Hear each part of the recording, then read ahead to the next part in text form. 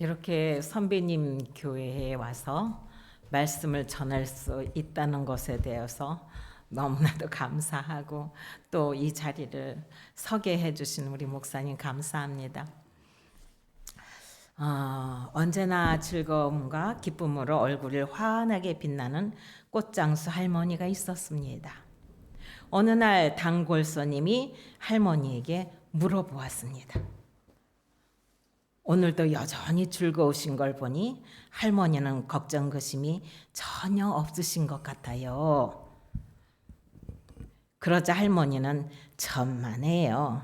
걱정 근심이 없는 사람이 어디 있나요? 내게도 고통스러운 일, 짜증난 일들이 생긴답니다. 그런데 어떻게 그렇게 매일 즐겁게 사실 수가 있어요? 나는 3일의 비밀을 가지고 산답니다. 3일의 비밀이라니요? 그게 무엇입니까? 3일의 비밀이란 문제가 생길 때마다 하나님께 그 문제를 해결하시도록 맡겨버리고 조용히 3일을 기다리는 것이라오.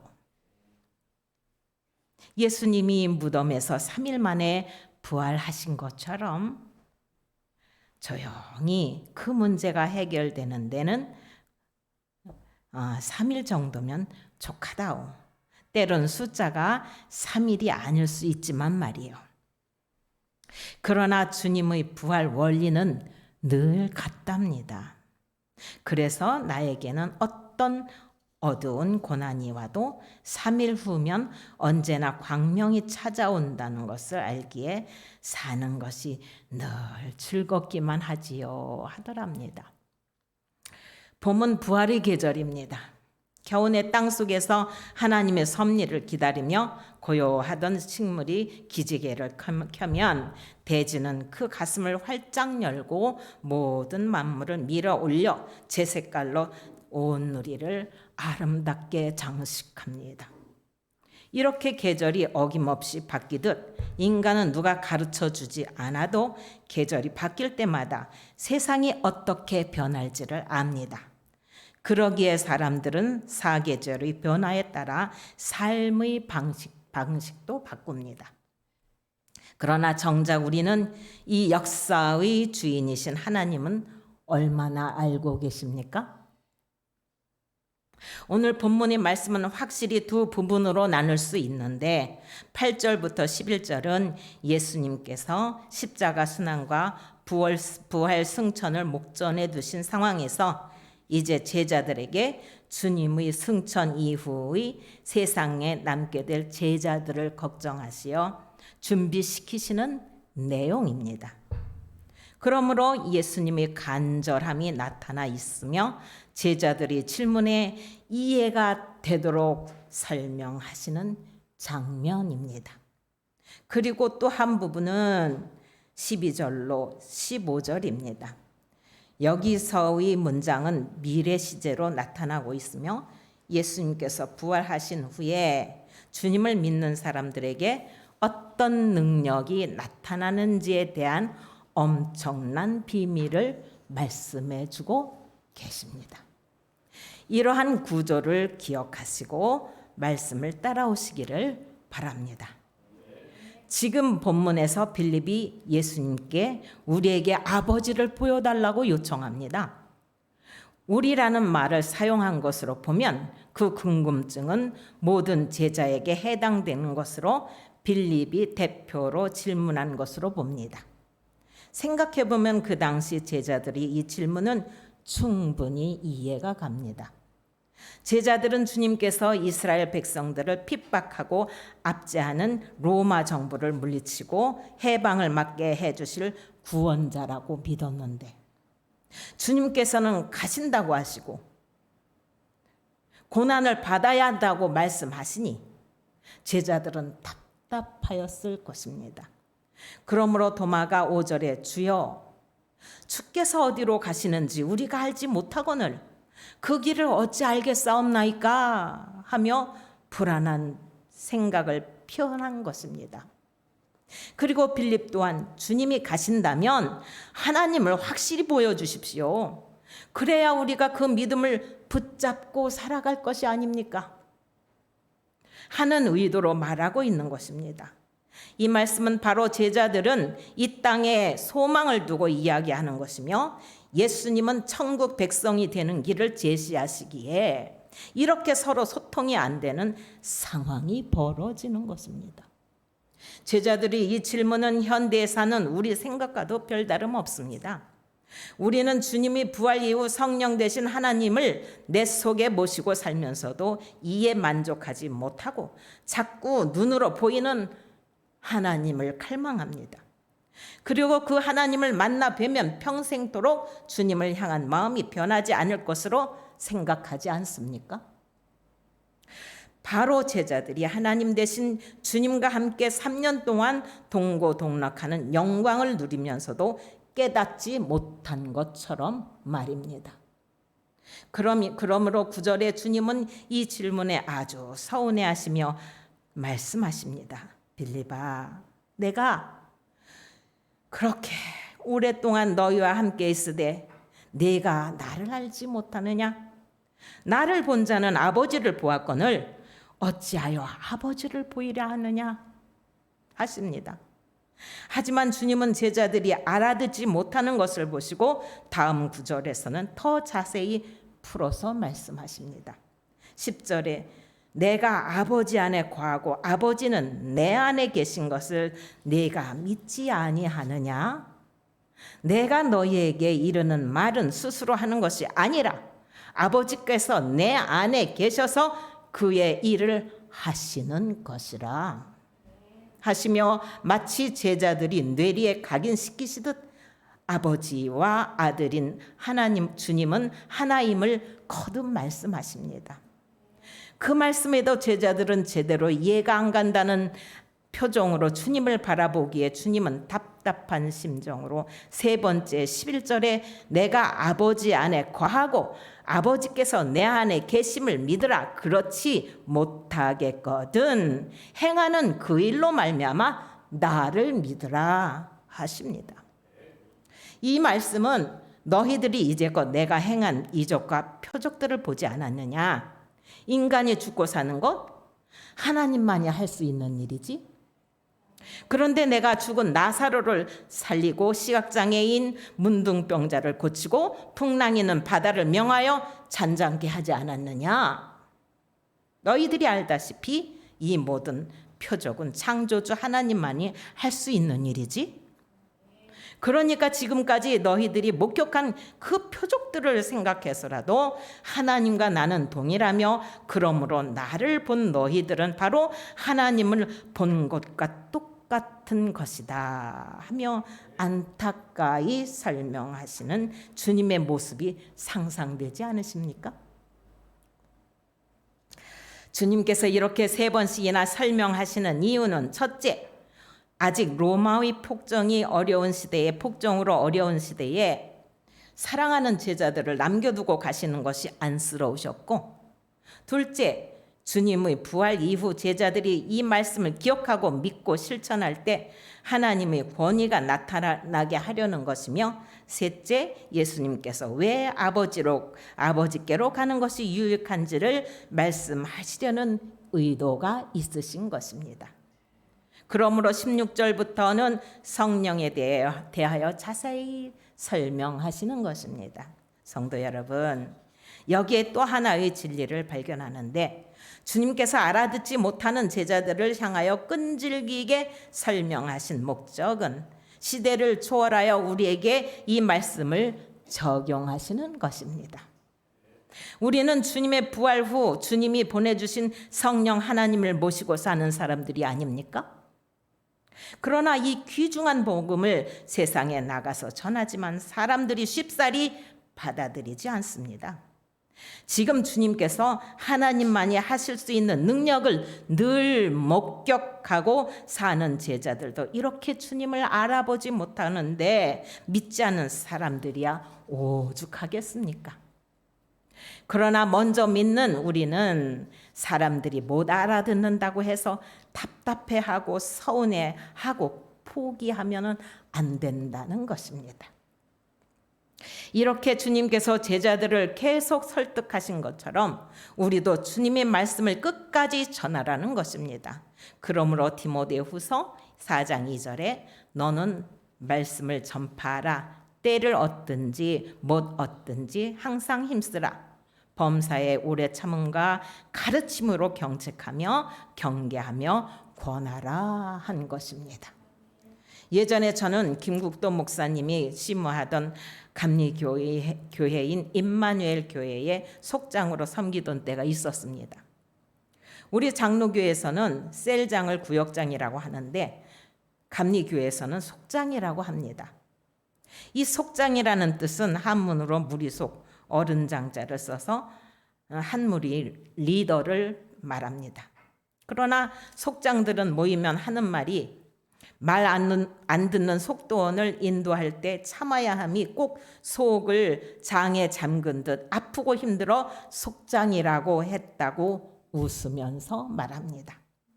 그만큼 속도원을 그리스도인으로 세우는 것이 쉽지 않음을 이야기하는 것입니다.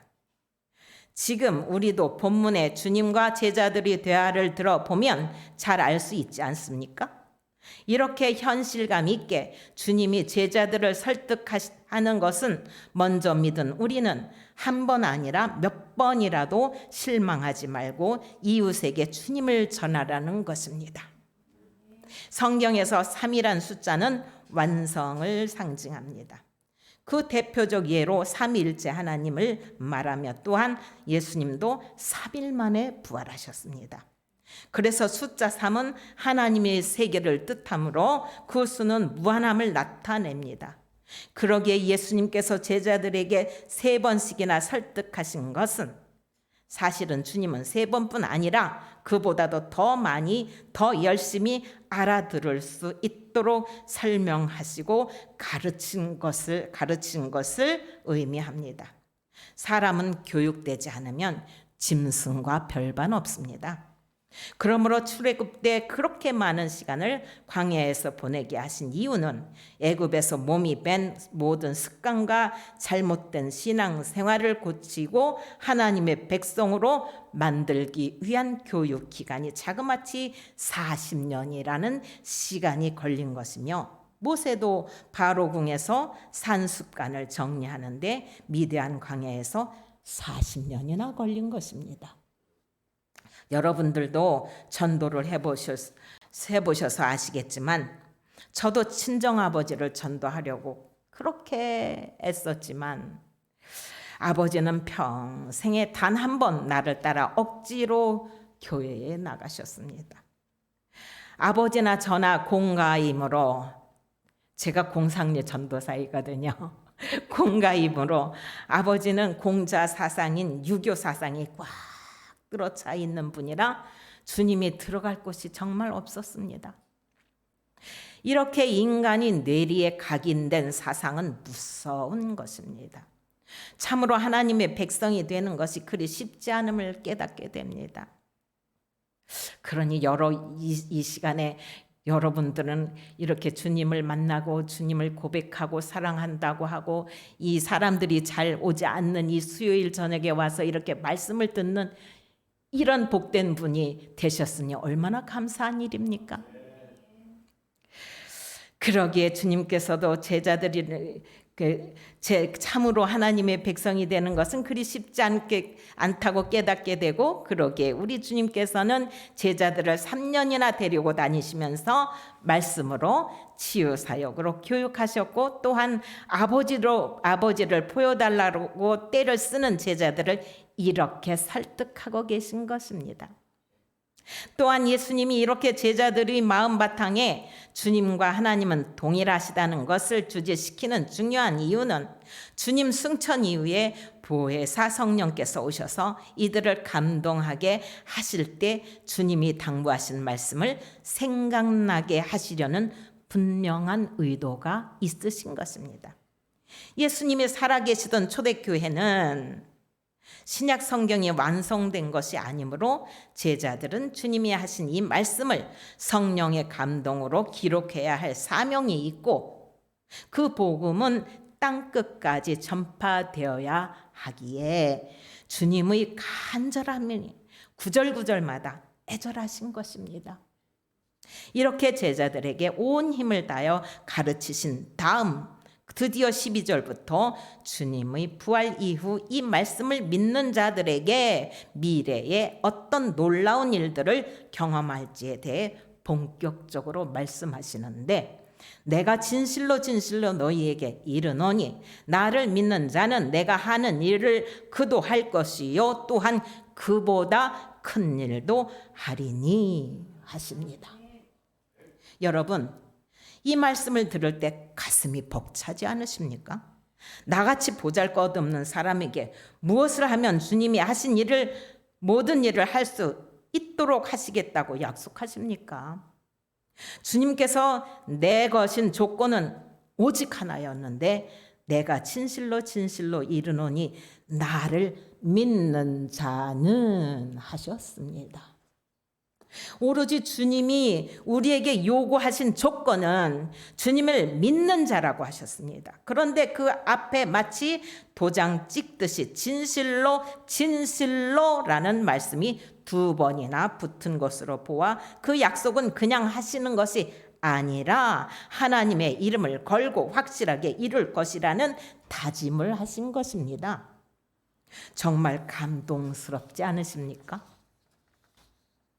우리 마음에 이런 감동이 밀려올 때 복음을 위하여 죽을지언정 복음에서 돌아서지 않는 믿음으로 성장하는 것입니다. 사도들이 주님 승천 이후 마가의 다락방에서 성령의 체험을 한 후 이 믿음을 소유하였으므로 그들은 사도 요한만 제외하고 모두 순교할 수 있었던 것입니다.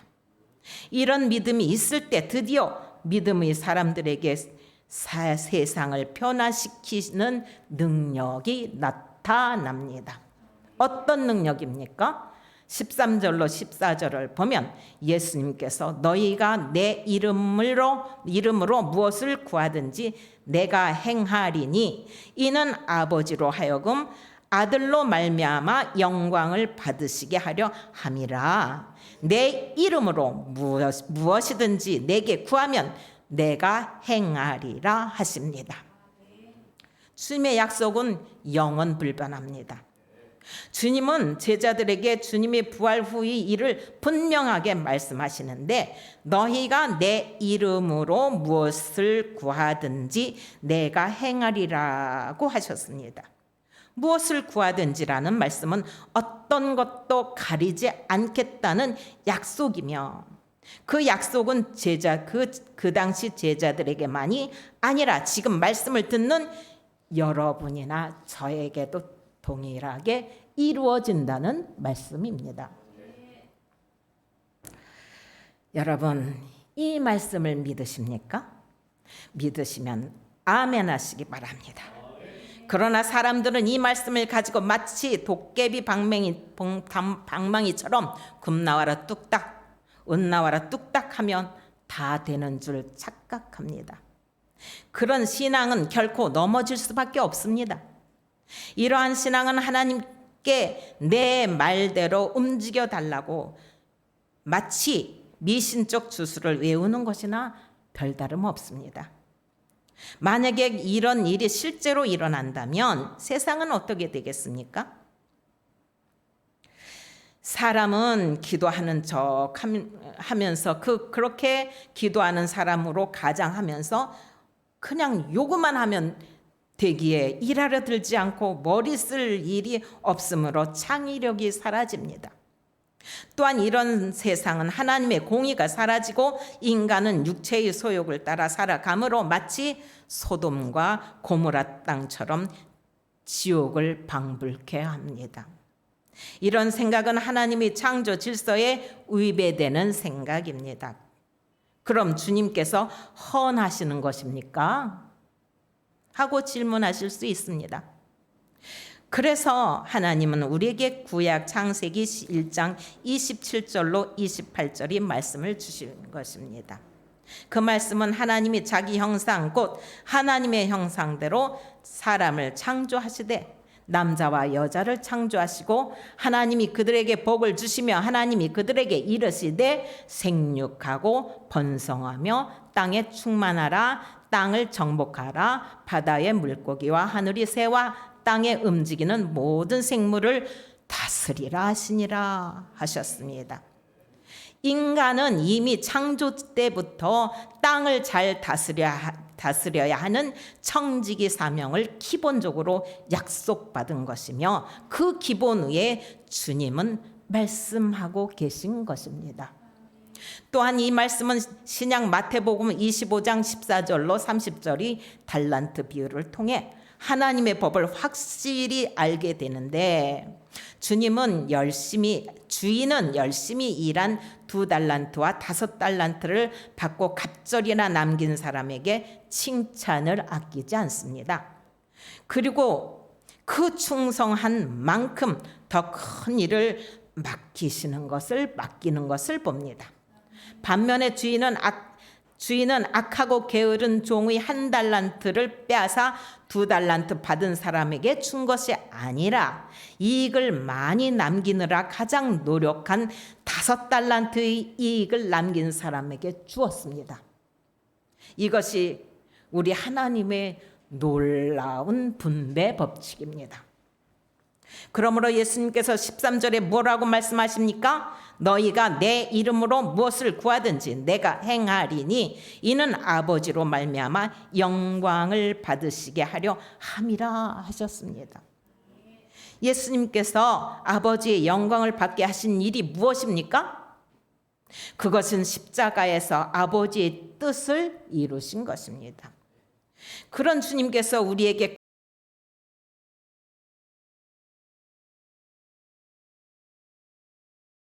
무리에게 이르시되 아무든지 나를 따라오려거든 자기를 부인하고 날마다 제 십자가를 지고 나를 쫓을 것이니라. 누구든지 제 목숨을 구원하고자 하면 잃을 것이요 누구든지 나를 위하여 제 목숨을 잃으면 구원하리라 하셨습니다. 바로 주님은 제 몫의 십자가를 지고 따라오라고 하신 것입니다. 이런 믿음이 삶 속에 올바로 섰을 때 성령의 역사는 강하게 나타나는 것이며 건강과 권력, 부의 축복은 덤으로 따라오는 것입니다. 이제 주님은 부활 이후의 성도의 삶은 종말론적인 의식을 가지지 않으면 안 되는 시대가 도래한 것입니다. 이 종말론적인 신앙은 예수님의 부활 자체를 따르는 것이고 바로 사도 바울과 제자들이 성령을 받고 새롭게 변화되어 주님의 삶을 따르며 주님의 약속하신 능력을 받고 수많은 기적을 일으킨 삶입니다. 혹자는 현 시대는 기적의 역사는 지나갔다고 합니다. 그러나 그 말은 사탄이 주는 말입니다. 예수님의 부활 이후에는 새 피조물이 된 성도에게 성령 하나님께서 함께 하심으로 성령의 역사는 더욱 강하고 풍성해졌습니다. 믿습니까? 그러므로 마귀는 성도가 말씀을 깨닫지 못하고 듣지 못하도록 귀를 막고 성령의 능력을 제한하려 들기에 말씀을 왜곡하게 함으로 성도는 정신을 바짝 차리고 말씀에 올바로 서야 합니다. 사도행전은 주님의 부활 이후 제자들이 행적인데 제자들은 12절 말씀대로 나를 믿는 자는 내가 하는 일을 그도 할 것이요 또한 그보다 큰 일도 하리니 하신 그 약속이 이루어진 것을 봅니다. 그리고 우리도 제자들과 마찬가지로 성령 받은 주님의 제자이므로 같은 능력을 행하고 주님의 놀라운 역사를 체험하며 살아가는 것입니다. 이제는 우리는 주님께서 부활하셔서 사탄의 권세를 깨뜨리고 승리하셨으므로 꽃 파는 할머니가 새 피조물 된 삶이 무엇인지 깨달아 늘 기쁨으로 산 것처럼 성도도 어떤 고난도 사탄의 해방에도 겁날 것이 없습니다. 그것이 주님이 그리스도 안에서 주신 약속이며 주어진 특권입니다. 그러므로 인간의 사사로운 일이 아닌 하나님의 영광을 나타내야 하는 일이라면 언제 어디서나 성도의 기도를 들어주시고 성령님으로 하여금 그 약속을 실행하게 하십니다. 여러분, 이 말씀을 믿습니까? 믿으시면 아멘 하시기 바랍니다. 이 시간 아멘으로 대답하고 성도에게 아멘으로 대답하신 성도님에게 주님의 약속의 말씀은 반드시 임할 줄로 믿습니다. 아멘. 기도합니다. 하나님, 우리가 주님의 부활로 새 피조물이 되었습니다. 그러므로 세상에서 예수님의 이름으로 올바로 구하고 주님의 능력을 나타내는 삶을 살아가게 하옵소서. 또한 삶의 현장에서 주님이 새 계명인 이웃사랑을 실천하여 하나님을 기쁘시게 하옵시고 교회에 빈자리가 없게 하옵소서. 예수님의 이름으로 간절히 기도합니다. 아멘.